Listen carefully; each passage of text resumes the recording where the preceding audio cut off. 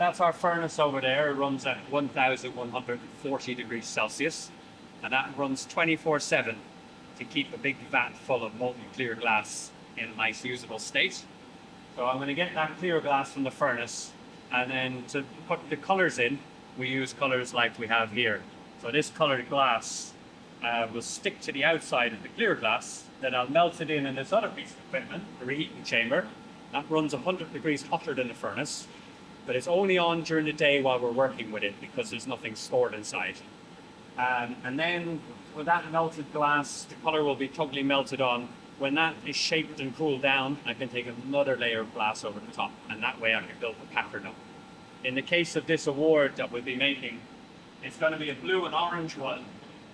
These are corporate awards that I'm making today for Hayes Travel. They'll have their logo engraved along with who it's awarded to and what for. They will have orange spirals around it.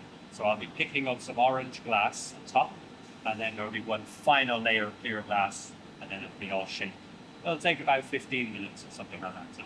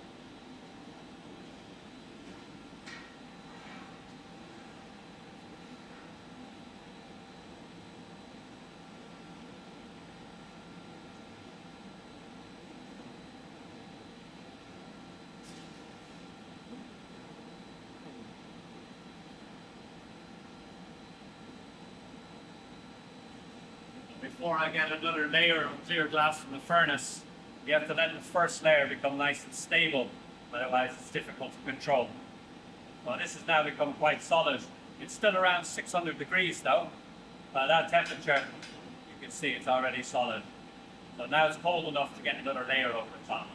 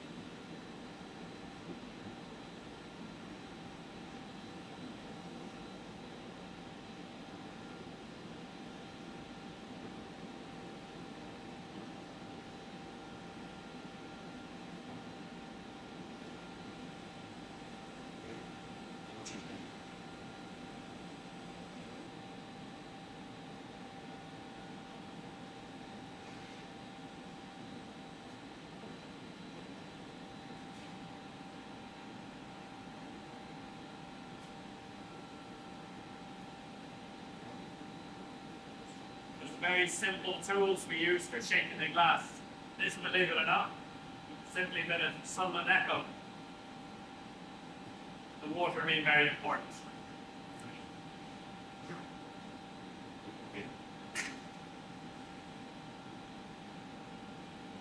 So this is now the inside part. And this is the same way you would make a paperweight, where you make like the inside bit and then you coat it all in clear glass. So essentially, this award is just a bigger paperweight in a different kind of shape. But the principle is very much the same. So again, I'm just letting this become stable, and I can get another molten layer over the top, and then do the final shaping on it. This is still in the region of about between 600 and 700 degrees.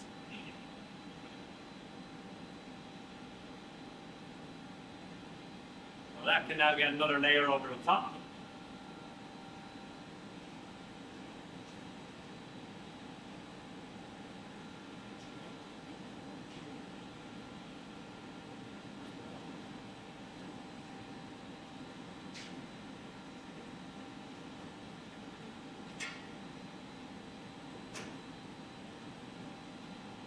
That's the fresh molten layer.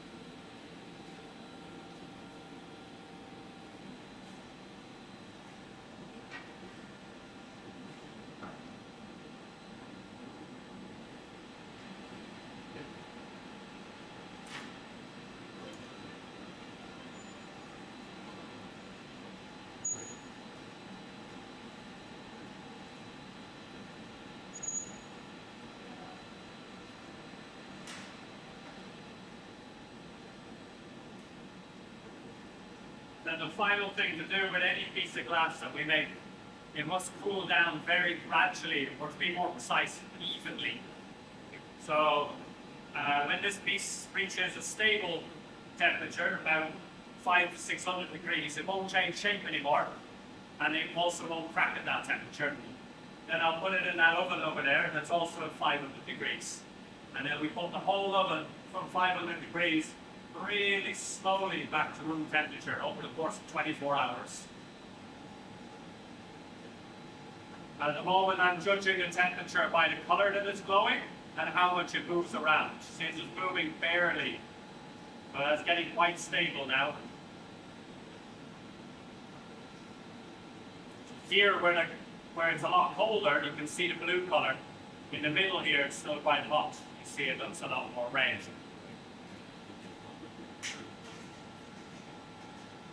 And to help break it free from the pipe, we use a file and some water.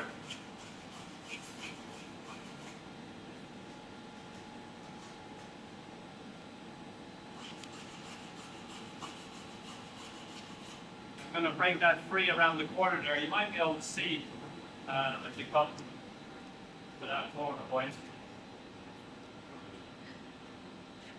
And then to break it free, it's going to hit the iron and the shock vibration is going to crack it in the weakest area. So all being well, it'll be where I put that little line there.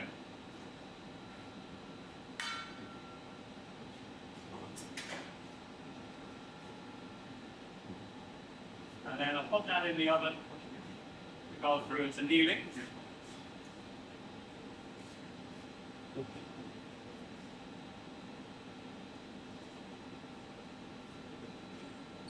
And then when it's cold, the bottom will get cut and ground and polished. And then finally the engraving will be put on, and that will be the piece finished. So there you go.